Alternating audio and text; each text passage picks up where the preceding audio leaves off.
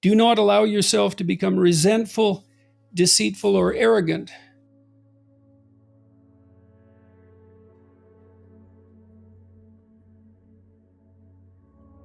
It's kind of the evil triad as far as I've been able to determine. Resentment in particular. It's bad. It's a bad emotion. It's useful. You can learn a lot by noticing that it occurs. Resentment tells you one of two things. One is that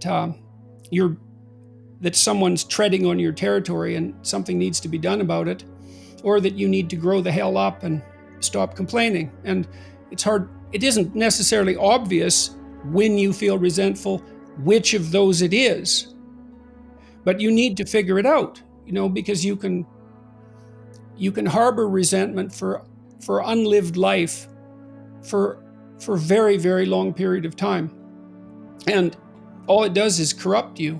It hurts you physically because it's a stressful emotion. Anger is a stressful emotion,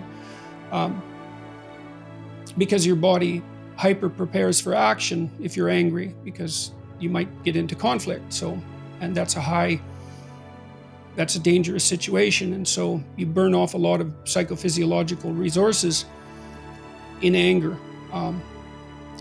If you're resentful, there's probably something you need to say.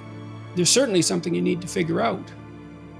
And so you can use it as a guide to further development. It's very much useful to aim at a resentment-free existence. And that means, I suppose, that you're taking up enough space. There's always a struggle between your domain and the domain of other people. Everyone competes for everyone else's attention. Everyone competes for everyone else's time. You compete for your own time. And if you're resentful, it's highly probable that, well, as I said, either you're not standing up for yourself sufficiently, or someone is legitimately on your case, in which case you need to do something about that. It's easy for people to think that they're better than they are. And it's not surprising that everybody wants to think that. I probably want to think that about me. I'd rather have genuine peace, which is very, very, very hard to obtain. People generally obtain peace by sweeping things under the carpet. I have another chapter in this new book called Don't Hide Things in the Fog. And that's what it concentrates on, is pay attention to your negative emotions. Resentment particularly, it's so informative. You find out where you're immature. Well, do you want to? Probably not. Who wants to find out that?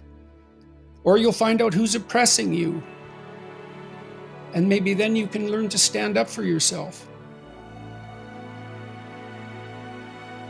Quote, "It seems to me that the purpose of life is to find a mode of being that is so meaningful that the fact that life is suffering is no longer relevant." It seems to me that it's true. I mean, it isn't necessarily the case that you can do it. Yes. It's hard to do. I mean, and that, of course, it's hard, I suppose, in proportion to the suffering that you're undergoing.